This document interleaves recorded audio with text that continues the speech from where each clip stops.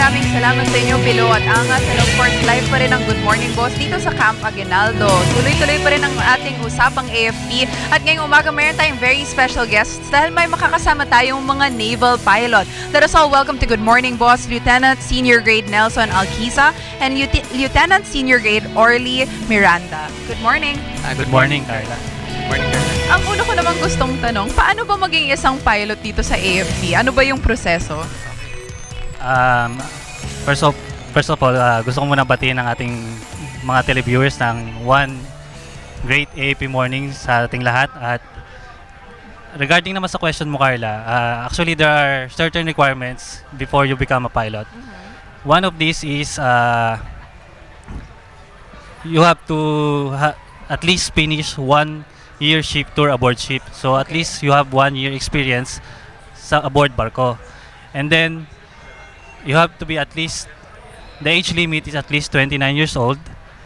And then you have to take physical and medical examinations. This is important kasi yung alam naman natin na mga piloto, you have to be physically fit, especially yung eyesight mo. You have to have clear vision, 20/20 vision, because you will be flying sophisticated aircrafts, yung mga helicopters natin.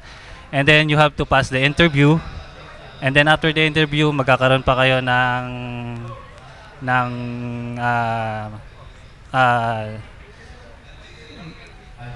NP exam. NP exam, and then you have to pass that also. That is part ng physical examination. And then after that, then magkakaroon na ng list ng mga gustong ng pilots na papasok sa Naval Air Group. So medyo mahaba-habang proseso pala ito, no? So pag nakapasok na kayo, in comes the training. So kamusta naman ang pagte-training ng isang piloto? Alam ko kayo, nag-training kayo sa Italy. So maaari nyo bang ikwento sa amin yon? Actually, training to become a naval pilot not only limits us doon sa Italy. However, before we go to Italy, we have our basic training here in the Philippines, particularly in Cavite. The Naval Air Group, which is the primary arm ng Navy for the aircraft, has the Naval Aviation Training Squadron who do the sustainment training. So we are divided into aircraft, fixed wing, and helicopter pilots, the rotary wing. So from there, we do ground training first. So we do lectures, we do yung lessons about aircraft. Then we do simulator training also. Then after simulator, then here comes the actual flying aboard sa mga aircraft natin. Okay, so alam naman natin na of course your main role is defense, pero tuwing merong mga natural disasters like yung nangyari this year, sobrang dami sunod-sunod, nagpa-play rin ng supportive role ang AFP. So ano ba yung mga main roles ng isang naval pilot? Yes, actually, being a naval pilot, aside from kami yung nagpapalipad ng mga helicopters, yung helicopter kasi na yun is on board the ship. So, as we all know, the ship, aside from the naval patrol missions, we also do humanitarian assistance, the disaster relief. Then, the helicopters as an onboard equipment from the ship, we do as an extension of the ship. So yung mga road nets na nabablock during disasters, we can extend yung humanitarian assistance namin. So the ship dock near the area, then the helicopter fly in the area to extend the help that your Navy and the AFP can extend to our Filipino people. Okay. And also dahil to what Lieutenant Alquiza said, dahil on board siya sa ship, so ang humanitarian assistance disaster response natin can be long and sustainable. So hindi mo na kailangan bumalik pa ng isang airport para mag-refuel dahil yung fuel is aboard na sa ship natin. So doon na pwedeng mag-refuel yung aircraft. Okay. Nakikita natin sa ating likod na ito na nga yung mga bagong aircraft na na gagamitin ninyo. You will be the ones flying these. So can you tell us a bit more about yung bagong equipment? Yeah, actually the 3 helicopters are from Italy. Agusta Westland 109 helicopter.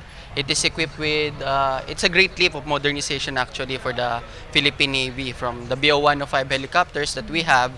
Then we jump off to the AW109 with different capabilities. So, as you can see, we have the rescue hoist, which is new in the naval helicopter. Okay. We also have the FLIR. We also have the search radar, foldable litter inside, all for the search and rescue operations. So apart from the search and rescue operations, we also do naval air patrol. The same equipment we can use, the FLIR, we can use to monitor. So have the search radar. So na-i-scan namin yung area na may disaster. For example, the sinking of the ship. Okay. From the ship, we fly on the area where the ship sank or located. So after location, so we do search and rescue. So we use rescue hoist to pull back all survivors. Okay. And na-mention nyo yung FLIR na feature. Can you explain this to us? Yeah, actually the forward-looking infrared is a new technology for the AFP, particularly for the naval helicopters. With this FLIR, at a certain altitude, we can see what's happening in the ground.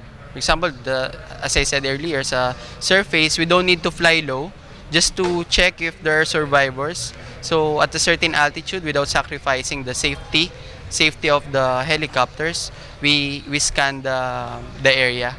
So yun yung primary and we are also night capable. So yun yung additional capability ng naval helicopter natin. So nakikita natin, napakalaking upgrade talaga Yeah, nito. actually. So, pag merong natural disaster, ano yung proseso na sinusunod when you guys have to fly out there? Yeah, of course, from the higher orders, we receive directive. So at once, the alert pilots, we prepare the aircraft and perform some visual checks, check the equipment, the onboard equipment, the safety equipment, yung mga survival equipment natin.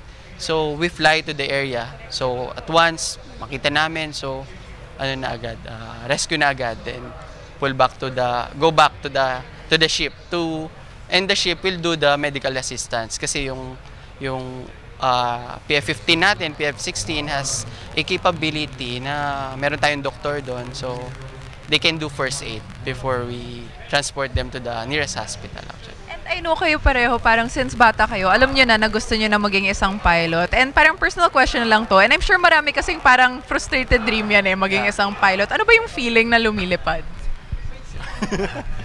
Actually, masarap yung feeling. Kasi iba yung nasa taas ka and then nakikita mo yung mga nasa baba. Kasi hindi naman lahat talaga nakaka-experience ng ganun. Na ikaw yung mismo nagpapalipad ng aircraft. Yes. So, para sa akin, it's a big fulfillment sa akin. Kasi bata pa lang ako, nakatira kami sa base. Every time na anniversary ng base, may dumadating na mga helicopter. So, every time na naririnig ko yung sound na dumadating, parang bumibilis yung tibok ng puso. Kaya, it's a big fulfillment talaga sa akin nung nakapasok ako sa Naval Air Group. At nakapagpalipad ako ng mga sophisticated, katulad nitong mga helicopter natin na dumating. So, it's a big chance for me na mas marami pang matutunan. Kayo naman po. Same with Orly. Actually, I also live beside Fort Bonifacio. I'm only from Makati City. Okay. So every anniversary I see, and aside from that, yung mga relatives din kasi namin are also in the military. So baka nagtatanong kayo, bakit hindi kami nag-Air Force? So before, way back in PMA where we graduated, we decided to be part of the Navy first because we knew for a fact na with the Navy, may great chance kami na makapagpalipad. At the same time, we also fulfilled the chance of being a sailors. Yes. So, kasi, sa akin kasi, divided yung heart ko, pero mas matimbang yung pagpapalipad. Pero at least nagagawa mo pa rin. Yeah, both.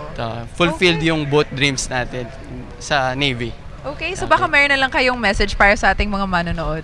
Yeah, manonood natin nais lang po namin parating ng AFP ay andito, handang maglingkod para sa ating mga taong bayan. Sa taong ito, where we celebrate 78th anniversary, the team, tagumpay noon, bayanihan ngayon, karanganan ng nating lahat bukas So we live by this. So yun lang po sa ating mga mananaw. At umasa po kayo na with this new helicopter acquisition, patuloy po namin pag-iibayuhin ang aming serbisyo para sa taong bayan at para sa ating bansa. Okay, thank you so much. Once again, that was Lieutenant Senior Grade Nelson Alquiza and Lieutenant Senior Grade Orly Miranda. Maraming salamat po. Maraming salamat din, Orly. May Maraming salamat.